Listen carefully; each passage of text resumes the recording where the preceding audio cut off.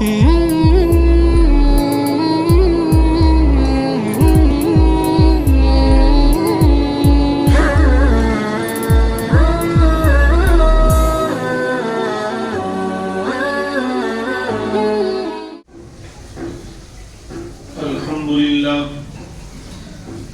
لله كفى وسلام على عباده الذين اصطفى أما بعد فأعوذ بالله من الشيطان الرجيم بسم الله الرحمن الرحيم يا بني آدم قد أنزلنا عليكم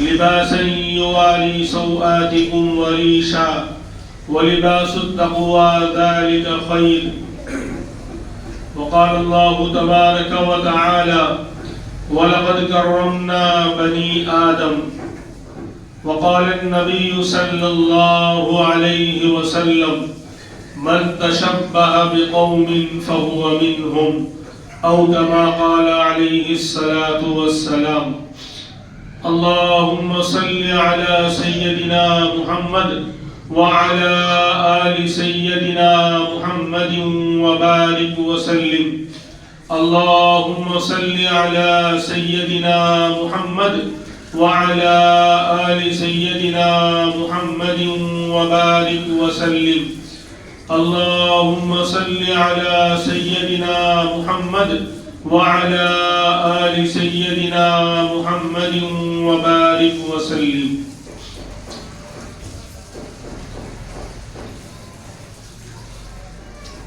انگریزی سال کا نیا سال تو شروع ہے، وہ سب کو پتا ہے، وہ تو بتانے کی ضرورت نہیں ہے کہ جنوری سے نیا سال شروع ہوتا ہے، پوری دنیا جانتی ہے. لیکن ہمارے لیے افسوس کی بات یہ ہے کہ ہمیں اسلامی مہینوں کا پتہ نہیں ہوتا کہ ابھی کون سا مہینہ چل رہا ہے اور اس کی کون سی تاریخ ہے. تو رجب کا مہینہ جو اسلام کا 7واں مہینہ ہے، آج اس کی 2 تاریخ ہے. 3 تاریخ تو یاد ہے ہم کو، جنوری کی 3 تاریخ تو یاد ہے، لیکن 2 تاریخ رجب کی ہے یہ یاد نہیں رہتا. بہرحال تو اسلامی تعلیمات سے وابستہ ہونا اور اس کی معلومات رکھنا یہ ضروری ہے. ہمارے جتنے بھی احکام ہیں وہ اسلامی تاریخ پر ہیں.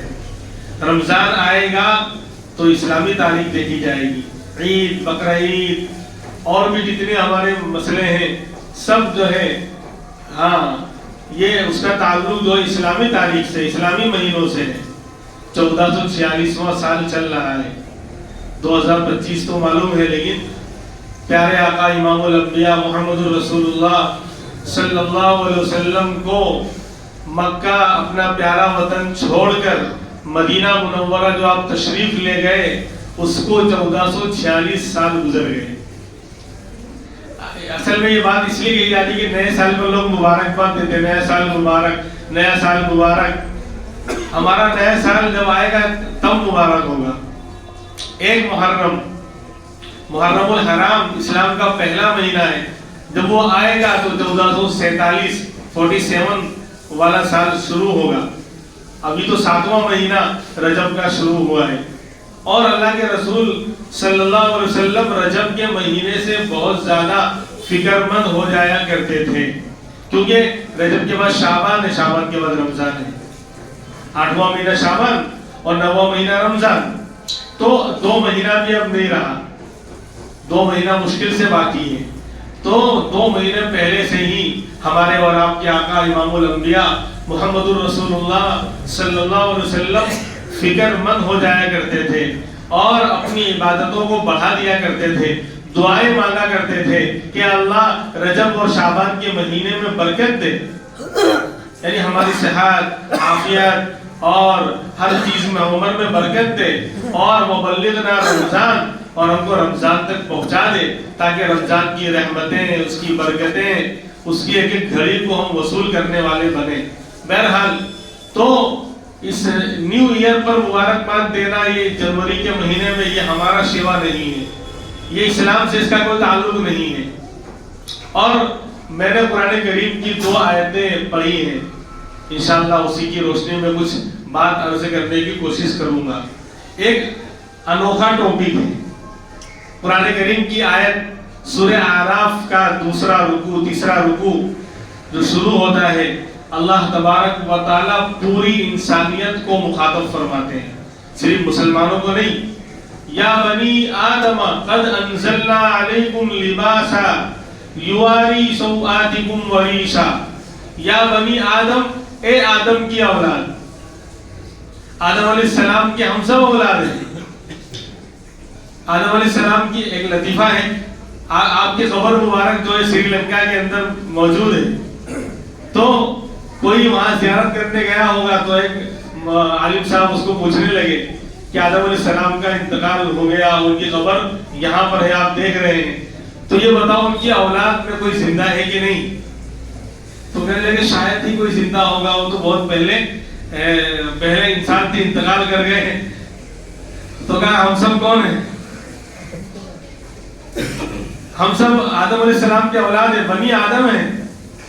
خلیفہ منصور جو خلیفہ گزرا ہے تو ایک فقیر اس کے پاس آیا، یہ دوسرا لطیفہ بھی بات سے بات نکلتی ہے۔ تو خلیفہ منصور کے پاس ایک فقیر مانگنے کے لیے آیا، یہ خلیفہ ہے، بادشاہ ہے، اس نے 1 درہم دیا صرف کہ فقیر کو 1 درہم دے دو۔ فقیر کہنے لگا بادشاہ سلامت، میں آپ کا بھائی ہوں، اپنے بھائی کو آپ 1 درہم دے رہے ہیں؟ تو بلایا کہ کریمہ تو میرا بھائی کیسے؟ کہا دیکھو ہم سب آدم علیہ السلام کی اولاد ہیں، ہم سب آدم علیہ السلام کی اولاد ہیں، آدم علیہ السلام ہمارے ابا ہیں، تو ہم سب بھائی ہوئے کہ نہیں ہوئے؟ تو کہا ادھر قریب آ اور قریب آ۔ پھر اس کے کان میں کہا کہ دیکھ 1 درہم دے رہا ہوں، چپ چاپ یہ بھی لے لے، ورنہ دوسرے بھائیوں کو معلوم پڑا تو یہ بھی نہیں ملے گا، دوسرے بھائیوں کو معلوم پڑا تو یہ بھی حصے میں نہیں آنے والا۔ تو بہرحال اللہ تبارک و تعالی یا بنی آدم، اے آدم کی اولاد، یہ خطاب فرما رہے ہیں، یعنی آدم کی پوری انسانیت کو خطاب ہے، مسلم، نان مسلم، کافر، مشرک، یہودی، عیسائی، سب کو کہا جا رہا ہے اے آدم کی اولاد قد انزلنا علیکم لباسا، ہم نے تمہارے اوپر لباس اتارا ہے۔ یعنی پوری انسانیت کو اللہ مخاطب کر کے یہ میسج اور یہ تعلیم دے رہے ہیں، یہ بتا رہے ہیں کہ ہم نے تمہارے اوپر لباس کو اتارا ہے۔ یہ بتانا چاہتے ہیں کہ دیکھو لباس پہننا، کپڑے پہننا اور لباس پہننا یہ انسانوں کی خصوصیت ہے۔ یہی تو فرق ہے انسان اور جانور میں، انسان اور اینیملز میں۔ جو جانور ہیں، حیوانات ہیں، وہ کپڑے نہیں پہنتے، اور انسان اگر ہے تو کپڑا پہنے گا۔ جانور کپڑے نہیں پہنتے، بلکہ آپ کپڑا پہنائیں گے تو وہ بہت خراب لگتا ہے۔ کبھی سردی کے لیے بکری کے اوپر شرٹ وغیرہ ڈال دیا، ٹاٹ وغیرہ ڈال دیا تو وہ اس کی سردی کی حفاظت کے لیے ہوتا ہے، لیکن وہ بھی بھدا لگتا ہے۔ یعنی اللہ نے جانوروں کو ایسا بنایا ہی ہے کہ ان کو لباس کی ضرورت نہیں ہے۔ ان کے جو سطر والے اعضاء ہیں ان کو چھپا کر رکھا ہے، یعنی اوپن نہیں، اوپن ظاہر میں ان کا ظاہری بدن اوپر رہتا ہے، لیکن جو ان کے چھپانے والے اعضاء ہیں وہ نیچے چھپے رہتے ہیں۔ اور انٹرنیشنل پیدائشی اللہ نے لباس پہنا کر ان کو بھیجا ہے، ان کو الگ سے کپڑا پہننے کی ضرورت نہیں ہے، بلکہ اللہ تبارک و تعالیٰ نے جانوروں میں یہاں تک معاملہ فرمایا کہ جس علاقے کا اور جس موسم کا جانور ہے اسی حساب سے اس کی باڈی کو اللہ نے ڈیولپ کیا ہے، تیار کیا ہے۔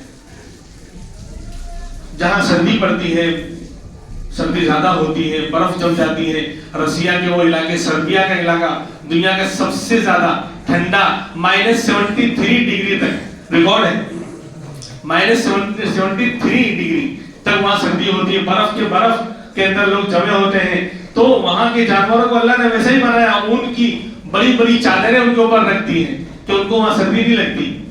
تو اللہ نے جانوروں کے لیے الگ سے لباس نہیں اتارا، ان کو پیدا ہی اس انداز سے کیا ہے کہ وہ جس علاقے کے ہیں وہاں کا موسم کیسا ہے، ان کے لیے سیو کیا ہے، حفاظت کا سامان کیا ہے، اسی طرح کا جسم بنا کر، ظاہری بدن بنا کر اللہ نے ان کو دنیا میں بھیجا ہے۔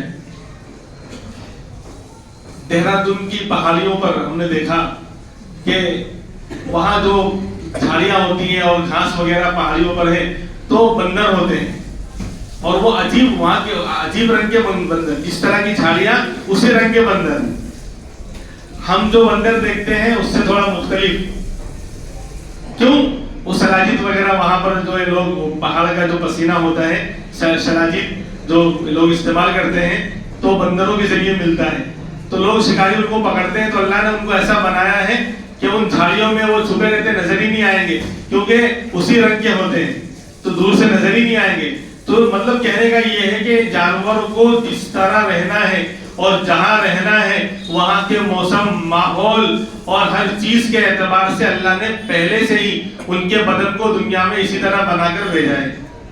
لیکن اسی لیے کہا اے بنی آدم، اے انسانوں، ہم نے لباس تمہارے لیے اتارا ہے، جانوروں کے لیے نہیں. تو یہ فرق ہو گیا کہ انسان ہے تو لباس پہنے گا، ننگا نہیں رہے گا. جانور اسی حالت میں رہیں گے، وہ لباس نہیں پہنیں گے. یہ فرق ہے انسان اور جانوروں میں. اگر کوئی آج لباس اتار رہا ہے، ننگے پن پہ آ رہا ہے تو وہ انسان نہیں، وہ جانور پنا کر رہا ہے. وہ اپنے آپ کو انسانیت سے نکال رہا ہے، اپنے آپ کو انسانیت سے الگ کر رہا ہے. مالک نے تو یہ کہا کہ انسانوں، اے میرے بندو، ہم نے تمہارے اوپر لباس کو اتارا ہے تاکہ تم اس سے اپنے آپ کو چھپاؤ. اور یہ لباس اتار رہا ہے. یا جو تہذیبیں، جو کلچر، مغربی تہذیب، یورپ کی تہذیب جو آج انسانوں سے لباس کو اتروا رہی ہے، وہ گویا انسانوں کو انسان سے نکال کر جانور پنے کی طرف لے جا رہی ہے. جانور لباس نہیں پہنتے. دوسری بات، قرآن کریم کی آیت میں آپ غور کریں، اللہ کہہ رہے ہیں ہم نے تم پر لباس کو اتارا ہے.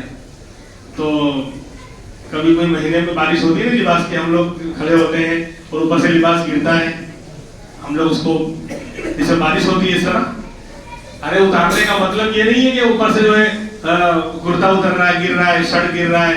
جو لباس کی اصل ہے جس سے انسان لباس کو تیار کرتا ہے، بناتا ہے، اصل چیز کو اللہ نے پیدا کیا ہے. بھائی کپاس ہے، اون ہے، یعنی ویج اور نان ویج کے ذریعے انسان جو ہے لباس کو اپنا تیار کرتا ہے. چمڑا ہے. تو ان ساری چیزوں کو آپ دیکھیں گے اللہ نے ان کی اصل کو آسمان سے ہی اتارا ہے. آپ کہو گے چمڑا کا آسمان سے اترتا ہے، کہاں اگتا ہے؟ ارے جانور جو کھاتا ہے وہ تو اللہ نے آسمان سے بارش برسا کے اتارا. وہ جو فوڈ کھا رہا ہے جانور، تو اس کا چمڑا ہم استعمال کرتے ہیں سردی گرمی کے، سردی کے یعنی کپڑے کے لیے، چمڑے کے یعنی چیزیں ہم بناتے ہیں.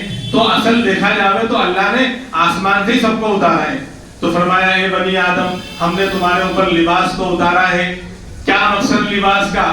لباس کو اتارنے کا کیا مقصد؟ دو مقصد قرآن کریم نے بتلا ہے. پہلا سب سے بڑا مقصد یواری سوآتکم، یہ لباس تمہاری شرمگاہ اور ننگے پن کو چھپاتا ہے. جن اعضاء کو ظاہر کرنا انسان شرم محسوس کرتا ہے، عار محسوس کرتا ہے، اور جو شرمگاہ ہے جس کی وجہ سے انسان ننگا کہلاتا ہے، اس ننگاپے کو چھپانے کے لیے اللہ نے لباس اتارا ہے.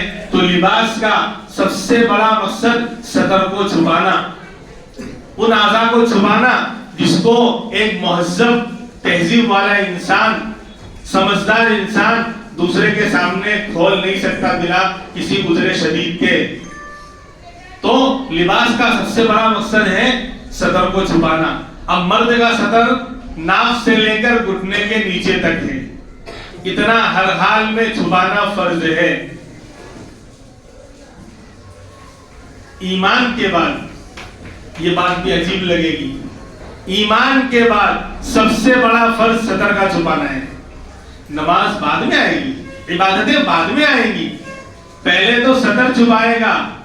تو ایمان کے بعد لا الہ الا اللہ محمد الرسول اللہ صلی اللہ علیہ وسلم کلمہ پڑھنے کے بعد، ایمان لانے کے بعد سب سے بڑا فرض صدر کا چھپانا ہے. لباس پہننا ہے، صدر کا چھپانا ہے. اور ایک اور بات بتاؤں، انسان کے اوپر سب سے پہلا فتنہ، انسان کے اوپر سب سے پہلا فتنہ جس کے ذریعے شیطان نے وار کیا ہے اور اس کو بہکانا چاہا ہے، وہ فتنہ یہی ننگے پن کا ہے.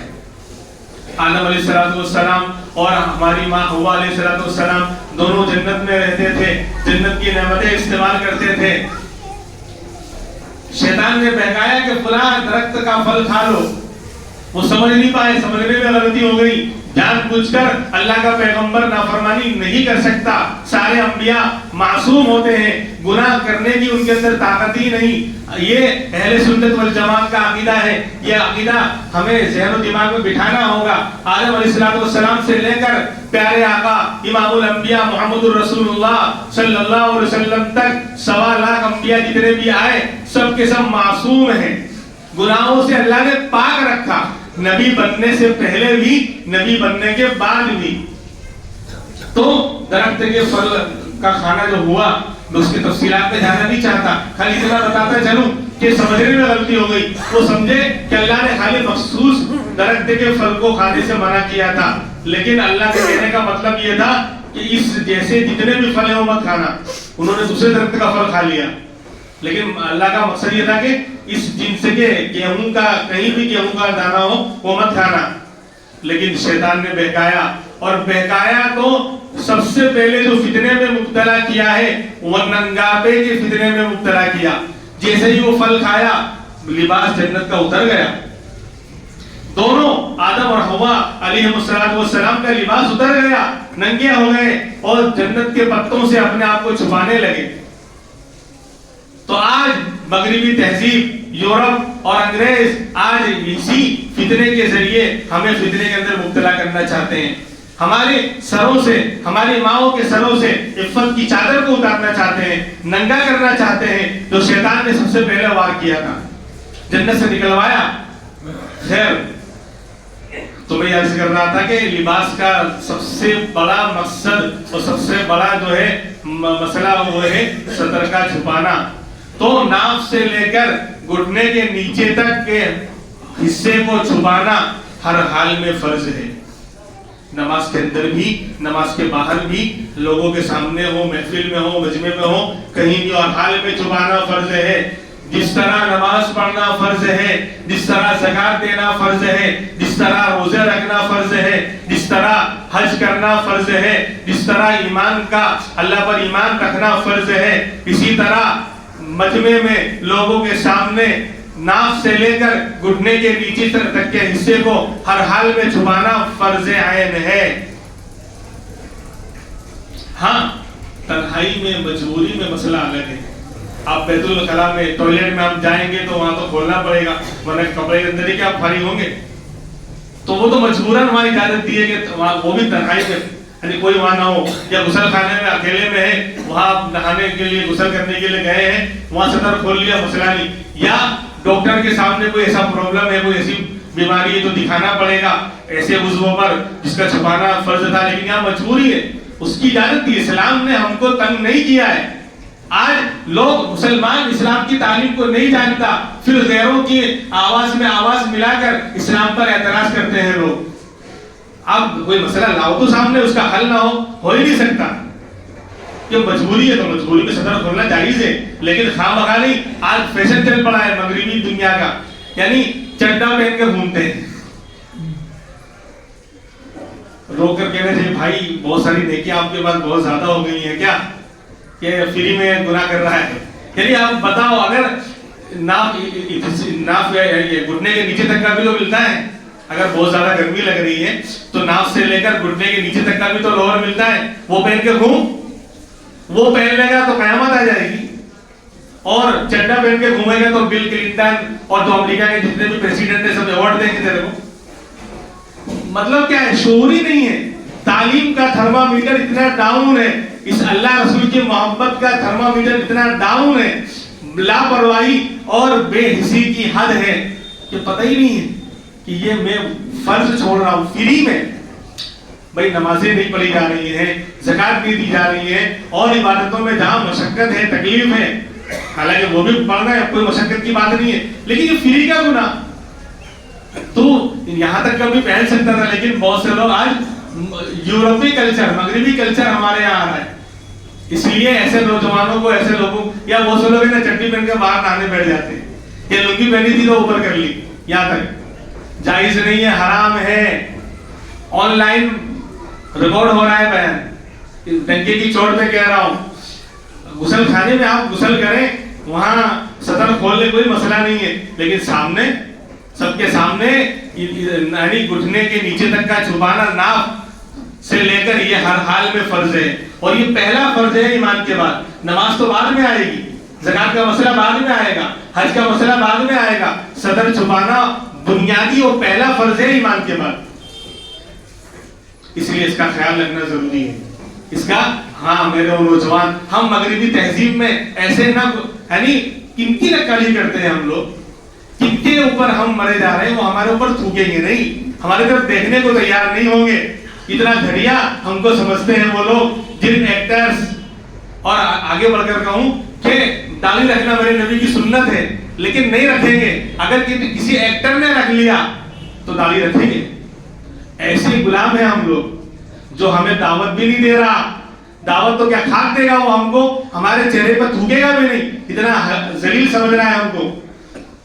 وہ ہم کو کہتا نہیں کہ بھئی تو ہماری طرح لباس پہنو، لیکن کسی فلم ایکٹر نے، بھائی جان نے کرتا پہن لیا تھا، یاد ہے لاک ڈاؤن سے پہلے ایک عید ایسی بھی آئی تھی تو سب نے کرتے سلائے۔ اللہ والوں کا لباس کرتا ہے، اس لیے نہیں سلایا کبھی کہ یہ علماء کا اللہ والوں کا لباس ہے کرتا پاجامہ پہننا، اس لیے کبھی نہیں سلایا، لیکن بھائی جان نے سلا لیا تو سب نے سلایا۔ پھر ایک مرتبہ بھائی جان نے وہ بڑا رومال ڈال لیا جو اللہ والوں کا طریقہ ہے، تو اللہ والے پہنتے اس لیے کبھی نہیں لیا رومال، کبھی نہیں خریدا، لیکن بھائی جان نے رومال ڈال لیا تو اس سال عید پر رومال ہی مارکیٹ سے ختم ہو گئے تھے۔ ایسی غلام قوم، ایسی غلامیت کی ذلت میں گری ہوئی قوم سے ہم کیا امید کر سکتے ہیں؟ وہ دعوت بھی نہیں دے رہا ہے، کوئی ہمارا وہ بل پورا نہیں کر رہا ہے، کوئی ہماری دنیا کا فائدہ بھی نہیں کر رہا ہے، وہ پھر بھی ہم ایسے رسوا ہو رہے ہیں، ایسے ذلیل ہو رہے ہیں۔ اور دوسری طرف اگر اللہ کے رسول کی سنتیں اپنائیں گے، امام الانبیاء کی سنتیں اپنائیں گے، نبی کے طریقے اپنائیں گے، نبی بھی خوش ہو جائیں گے، اللہ بھی خوش ہو جائیں گے، زندگی بھی شاندار چین سکون والی بنے گی، اور آخرت بھی اللہ بنائیں گے۔ تو بہرحال میں ایسے کر رہا تھا کہ لباس کا سب سے بڑا مقصد یواری سوآتکم، قرآن کہہ رہا ہے تمہارے صدر کو چھپانا ہے، یہ سب سے پہلا فرض ہے۔ تو مرد کا ناف سے لے کر گھٹنے کے نیچے تک ہر حال میں یہ چھپا رہنا ضروری ہے، اور عورت کے لیے سر سے لے کے پیر تک پورا بدن اس کا ستر ہے۔ چہرہ اور ہاتھ ضرورت کے وقت کھول سکتی ہے، ورنہ سر سے لے کے پیر تک پورا بدن اس کا ستر ہے۔ اور عورت کو اسلام نے بہت اونچا مقام دیا ہے۔ ہماری ماں بہنوں کو دھوکا ہوتا ہے، دیکھو دنیا کے اندر دستور ہے جو چیز قیمتی ہوتی ہے وہ چھپا کر رکھی جاتی ہے، ہر جگہ اوپن نہیں کی جاتی۔ ہمارے پاس گولڈ ہے، زیور وغیرہ ہے، تو ہم اس کو دروازے پر لٹکا کر ٹانگ کر نہیں رکھتے بھائی دیکھو اور لے جاؤ، نہیں، اب تو لوکر کے اندر رکھتے ہیں۔ الماری کے اندر بھی ایک لوگ ہوگا، اس کے اندر بھی کھانا، اس کے اندر بھی کھانا، اس کے اندر بھی ساتویں لوگ میں چھپا کر رکھتے ہیں کہ چوری نہ ہو جائے۔ کیوں؟ زیور ہے، قیمتی چیز ہے، اسلام منع نہیں کرتا اپنے مال کی حفاظت کرو۔ تو اسی طرح جس طرح قیمتی چیزوں کو، زیورات وغیرہ کو ہم چھپا کر رکھتے ہیں، تو اسلام نے عورتوں کو بھی قیمتی چیز بنایا ہے کہ وہ پردے میں رہیں، چھپی رہیں، اپنے حسن کا اظہار شوہر کے علاوہ کسی پر نہ کریں، پردے میں رہیں۔ تو یہ تو عزت دی اسلام نے، مقام دیا اسلام نے عورت کو، بازاروں کی زینت نہیں بنایا۔ جو لوگ آج مساوات اور برابری کا نعرہ لگاتے ہیں کہ نہیں مرد عورت برابر ہونا چاہیے، تو بہت سی مثالیں بھدی بھی لگیں گی آپ کو، پھر میں کہوں گا تو تھوڑا عجیب و غریب بھی لگے گا کہ اگر برابری اللہ کو کرنی ہوتی تو اللہ برابر نہ کرتا تو لوگوں۔ اگر برابری کا آپ کا نعرہ ہے اور برابری کرنا چاہتے ہو تو تم بھی بچے پیدا کرو، عورت بھی پیدا کرتی ہے، تم بھی بچے پیدا کرو، تبھی تو برابری ہوگی۔ اور جو لوگ مساوات اور برابری کا نعرہ لگاتے ہیں، عورت کو اتنا گرایا، اتنا ذلیل کیا کہ 1 روپے کی چیز پر بھی اس کی تصویر آتی ہے، اتنی گھٹیا بنا دیا اس کو۔ 1 روپے کا شیمپو بھی لائیں گے آپ تو اس پر بھی عورت کی تصویر آئے گی۔ یہ عزت ہے؟ یہ تو ذلیل کر دیا۔ اور انہی لوگوں کا یہ مطلب شیوا و طریقہ بھی ہے کہ اگر کسی کمپنی میں، کسی دکان پر اگر کسی کو جاب میں ہائر کریں گے، مرد کو رکھیں گے تو بولے ڈبل سیلری دینی پڑے گی، 20,000 دینا پڑے گا، اس لیے کوئی لیڈیز کو رکھ لو 10-12 میں کام چل جائے گا. یہ برابری ہے. ایک تو گھر سے باہر نکالا, بے آبرو کیا, بے پردگی پر مجبور کیا, اور پھر اس کو کیا کہتے ہیں, اس کا خون چوس رہے ہو. جو اگر مرد کام کرتا تو آپ اس کو ڈبل سیلری دیتے 20,000, اور عورت کو اسی لیے ہائر کیا ہے اور رکھا ہے دکان پر کہ آدھی سیلری دینی پڑے گی. بیچاری وہ مجبور ہے, مجبوراً. ایک تو آپ نے نکلنے پر مجبور کیا, ہمارے معاشرے نے مجبور کیا, اب اس کا خون چوسا جا رہا ہے, ڈبل کام کرا کر آدھی سیلری دی جا رہی ہے. تو یہ کہاں کا انصاف ہے؟ بہرحال تو عورت چھپانے کی چیز, اسلام نے اس کو پورا صدر بنایا ہے. عجیب ہے عورتوں کے لیے ایک بات کہ سر کا چھپانا اور سر کو ڈھانپنا یہ کتنا قیمتی ہے. میں آپ کو بتاؤں, خلیفہ ہارون رشید گزرا ہے, بہت بڑا بادشاہ, اور بادشاہ بھی تھا آدھی دنیا سے زیادہ پر حکومت کرنے والا, معمولی نہیں. کئی ملک اس کے زیر سایہ تھے, اور بہت نیک دل بادشاہ, اللہ والا بھی تھا, اللہ والوں سے محبت کرنے والا بھی. مال ایک طرف اور جاہ و جلال ایک طرف, بادشاہ حکومت ایک طرف, لیکن ساتھ میں اللہ والا بھی تھا. حج میں جاتا, علماء کو 100 علماء کو, ہزاروں علماء کو ساتھ لے جاتا. ایسا نیک دل بادشاہ. اور اس کی بیوی زبیدہ خاتون, وہ بھی بڑی نیک دل. کیسی نیک کہ محل کے اندر جو زنانہ خانہ ہوتا تھا, جو لیڈیز ڈپارٹمنٹ, جہاں پر عورتیں اور رانی صاحبہ رہا کرتی تھی, مختلف کمرے تھے. ہر کمرے کے ہر کونے پر حافظہ لڑکی کو بٹھا رکھا تھا جو قرآن کی تلاوت کرتی رہے. سب کی ڈیوٹی ہوتی تھی. ایک وقت میں 20 40 لڑکیاں ہر کمرے کے کونے پر بیٹھ کر قرآن کریم پڑھتی تھی, 2 گھنٹہ 4 گھنٹہ. پھر اس کے بعد دوسری لڑکی آ رہی ہے. یعنی پورے دن اس کے گھر میں یہ ماحول تھا. ہے بادشاہ کی بیوی, ملکہ ہے, رانی ہے, لیکن اللہ والی ہے. اور اس نے بہت بڑا کارنامہ پوری اسلام یعنی مسلمانوں پر بہت بڑا احسان یہ بھی کیا کہ بغداد کیپٹل تھا اس زمانے میں, اسلام کی راجدھانی عراق کا شہر بغداد تھا. تو اس کو پتا چلا کہ مکہ میں لوگ حج کرنے جاتے ہیں, عمرہ کرنے جاتے ہیں, تو پانی نہیں ملتا. اب تو اللہ کا شکر ہے, اللہ کا کرم ہے, اب تو اللہ نے فراوانی کر دی. اس زمانے میں پانی نہیں ملتا تھا حاجیوں کو, پیدل سفر ہوتا تھا. تو اس نے بغداد سے لے کر مکہ تک, عرفات کے میدان تک نہر کھدائی, نہر زبیدہ, ہزاروں کلومیٹر لمبی نہر اپنے خرچے سے کھدوائی تھی کہ حاجیوں کو پانی مل سکے, لوگ اللہ کا یہ اہم فریضہ سکون اور عافیت کے ساتھ ادا کر سکے. جب اس کا انتقال ہوا, یعنی اتنے بڑے بڑے کارنامے انجام دینے کے بعد میری ماں بہنوں کے لیے خاص طور پر یہ پیغام ہے, جب اس کا انتقال ہوا کسی نے خواب میں دیکھا, پوچھا کہ کیا گزرا, اللہ تمہاری تو مغفرت ہوئی نہیں ہوگی کہ تمہارے کارنامے تو بڑے بڑے ہیں. کہا کہ ہاں بڑے بڑے کارنامے تھے, لیکن کام ایک چھوٹا سا عمل آیا. بڑے کارنامے اپنی جگہ پر رہے, لیکن میرے اللہ نے میری مغفرت ایک چھوٹے سے عمل پر کی. بولے کیا مسئلہ؟ کہ ایک مرتبہ میں غسل کر کے باہر نکلی, اور زنانہ خانہ وہاں عورتیں ہیں, کوئی مرد آتے ہی نہیں تھا, تو میرے سر کے بال کھلے ہوئے تھے, میں غسل کر کے باہر آئی. اتنے میں اللہ اکبر اذان کی صدائیں بلند ہونے لگی. ظہر عصر کی نماز کا وقت ہو گیا. میرے سر پر دوپٹہ نہیں تھا. جلدی مجھے یہ دل میں خیال آیا کہ اللہ کا نام, اللہ کی بڑائی بیان کی جاوے اور میرا سر کھلا ہو, یہ بے ادبی ہے, یہ گستاخی ہے. تو دوپٹہ تو تھا نہیں, جلدی سے میں نے جو ہے چادر جو دروازے پر لٹک رہی تھی وہی چادر کھینچی اور جلدی سے اپنے چہرے کو چھپایا, اپنے سر کو ڈھانپا. میری ماں بہنیں سن رہی ہیں. اللہ نے کہا میری بندی تیری یہ ادا ہمیں پسند آ گئی کہ تو نے ہمارے نام کا خیال رکھا, ہمارے نام کا احترام کیا. جا آج ہم تیرا احترام کرتے ہیں, تیرے سارے گناہوں کو معاف کرتے ہیں. تو میرے بھائیوں, یہ عورت ماں بہنوں کو بتایا جاوے کہ بے پردگی اسلام کا شعار نہیں ہے. رقیہ, فاطمہ, ام کلثوم, زینب رضی اللہ عنہا کا شیوا نہیں ہے. اور جیسی تعلیم ہم جیسی رہیں گی ہماری بچیوں پر اس کا اثر ہونے والا ہے. ایک مسئلہ اور بتاؤں آپ کو, مسئلے تو بہت تھے, سوچ کر آیا تھا, آپ دیکھیے وقت کہاں تک ساتھ دیتا ہے.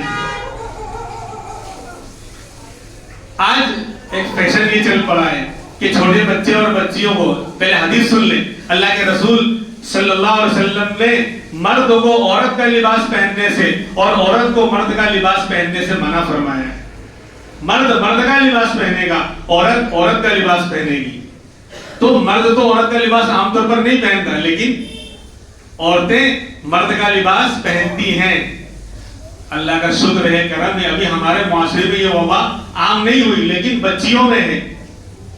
اب کیا کرتے ہیں ماں باپ؟ چھوٹی بچیوں کو 5 سال 7 سال 8 سال 10 سال کی بچی ہو گئی، بالغ ہونے آ رہی ہے، تو بھی جینس اور ٹی شرٹ یعنی مردوں کا لباس پہناتے ہیں.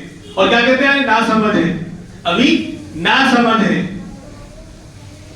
پتہ نہیں کس ضد کے اندر پہناتے ہیں، کون ان کو ایوارڈ دے رہا ہے. ان ماؤں اور ان والدوں سے میں پوچھنا چاہتا ہوں کہ آپ کو ایوارڈ کون دے رہا ہے؟ یعنی اگر تم اسلامی لباس پہناؤ گے تو کیا نانی یا دادی کس کا انتقال ہو جائے گا؟ ہم سے بڑے بڑے کارنامے نہیں ہو رہے، کم سے کم جو عام اور نارمل اور آسان کام ہے اس میں تو اسلام کا ساتھ دیں، اپنی اسلامی تہذیب کو باقی رکھیں. کون یورپ سے کون تم کو کہہ رہا ہے کہ بھئی اپنی بچیوں کو جینس اور ٹی شرٹ پہناؤ، ہم تم کو ایوارڈ دیں گے؟ دنیا کا کوئی فائدہ ہے تو مجھے بتاؤ. کوئی نہیں کہتا، لیکن یہ مت ماری گئی ہے. سستی، لاپرواہی اور اسلام کی تعلیم سے دوری اور جہالت کی وجہ سے کرتے ہیں. یا تو لاپرواہی ہے، جہالت پتہ ہی نہیں ہے، یا تو پتہ ہے لیکن لاپرواہی ہے، یعنی ویلو اور اہمیت ہی نہیں ہے. تو مسئلہ سن لیں، بچی کو پہنائیں گے اگر بچوں کا لباس، مرد کا لباس جینس ٹی شرٹ وغیرہ، تو وہ تو معصوم ہے، وہ تو بے گناہ ہے، اس کو تو پتہ نہیں، لیکن پہنانے والے ماں باپ گنہگار ہوں گے. ہم اپنے بچے اور بچیوں کو کس روپ میں ڈالنا چاہتے ہیں؟ یورپ اور امریکہ کی تہذیب اور کلچر پر ڈالنا چاہتے ہیں. پھر وہ بڑی ہو کر رقیہ، فاطمہ، عائشہ کا نمونہ کیسے بنے گی؟ کیسے بنے گی؟ اس لیے جو ہے لباس اپنے بچے اور بچیوں کو بھی اسلامی لباس پہنائیں. ہاں اگر ہم ان کو پہلے سے ہی، یعنی گھروں میں اس کا اہتمام ہوتا ہے، اسلامی لباس پہنائے جاتے ہیں، پہلے سے ہی 4 5 6 سال کی بچی ہوئی اس کو اسکارف پہنایا جا رہا ہے اور اسلامی لباس، تو وہ بڑی ہو کر انشاءاللہ امید ہے کہ اس تہذیب کے اندر اگر رہی اسلامی تو آگے چل کر امہات المومنین حضرت عائشہ، فاطمہ اور رقیہ، ام کلثوم کا نمونہ ضرور بنے گی. اور جہاں جائے گی وہ اپنی تہذیب کو باقی رکھے گی، اپنی نسلوں میں اس کو جو ہے آگے چلائے گی اور اپنے بچوں کی تربیت اسلام کے تہذیب کے مطابق کرے گی. تو قرآن کریم کی آیت پھر میں چل رہا ہوں، یا بنی آدم قد انزلنا علیکم لباسا، کہ اے انسانوں ہم نے تمہارے اوپر لباس کو اتارا ہے. 2 مقصد، ابھی پہلے مقصد کی بات چل رہی ہے. کیا پہلا مقصد ہے؟ ستر کو چھپانا، سب سے بڑا مقصد لباس کو اتارنے کا. دوسرا مقصد ہے وریشا، ایک لفظ میں سمندر کو سمو دیا، وریشا. دوسرا مقصد لباس کا ہے زیب و زینت اختیار کرنا، سردی گرمی سے بچنا اور زیب و زینت اختیار کرنا. کہ دیکھو انسان کتنا بھی بدصورت ہو، اگر اس نے سلیقے سے لباس پہن رکھا ہے نا وہ بھی اچھا لگتا ہے. اللہ نے مال دیا ہے، چیزیں دی ہیں، تو ان اللہ یحب ان یرى اثر نعمه علی عبده، فرمایا اللہ کے رسول صلی اللہ علیہ وسلم نے کہ اگر اللہ نے آپ کو مال دیا ہے، چیزیں دے رکھی ہیں، اسباب ہیں آپ کے پاس، تو اللہ اس بات کو پسند کرتے ہیں کہ وہ اپنی نعمت کا اثر اپنے بندے کے اوپر دیکھیں، اچھا کھائے، اچھا پہنے. تو لباس زیب و زینت کے لیے بھی دوسرا مقصد لباس کا زیب و زینت اختیار کرنا، کہ یہ انسان خوبصورت لباس میں خوبصورت لگتا ہے، اچھا لباس پہنے گا، اللہ والوں کا لباس پہنے گا تو خوبصورت. میں تو یہ کہتا ہوں کہ آج جمعہ کا دن ہے اور جمعہ کا دن سید الایام کہلاتا ہے، سارے دنوں کا سردار ہے. اور ایک عجیب و غریب حدیث سناؤں، سونے والے ٹوٹ جائیں گے اگر سن رہے ہوں گے تو. کیا عید الفطر عید الاضحیٰ سے بھی افضل جمعہ کا دن ہے؟ عید الفطر عید الاضحیٰ سے بھی افضل جمعہ کا دن ہے. سب دیکھ رہے ہیں چہرہ، حدیث پاک ہے، مشکوٰۃ شریف کی حدیث کے اندر یہ روایت گزری. اللہ کے رسول نے فرمایا کہ ہوا خیر من عید الفطر و عید الاضحیٰ، کہ جمعہ کا دن عید الفطر عید الاضحیٰ سے بھی افضل ہے. اس لیے پیارے آقا امام الانبیاء محمد الرسول اللہ صلی اللہ علیہ وسلم کا اہتمام ہوتا تھا کیا کہ آپ اسپیشل جمعہ کے دن کے لیے لباس اگر نیا نہیں تو کم سے کم اچھا لباس رکھتے تھے. جو جمعہ کے دن ہی آپ پہنا کرتے تھے. اس لیے میرے بھائیوں ہم اللہ رسول کے شیدائی ہیں, اللہ رسول سے محبت کرنے والے ہیں, تو نبی کی سنت کو بھی زندہ کرنا چاہیے. کہ اگر ہم ویسے کرتا پاجامہ اسلامی لباس عام دنوں میں نہیں پہن سکتے, دوب کا مسئلہ ہے, کوئی اور مسئلہ ہے, تو کم سے کم جمعہ کے دن کے لیے اسپیشل جو ہے اس کا اہتمام کرنا چاہیے تاکہ سنت پر عمل ہو. اللہ کے رسول اسپیشل جمعہ کے دن کے لیے لباس الگ سے رکھتے تھے.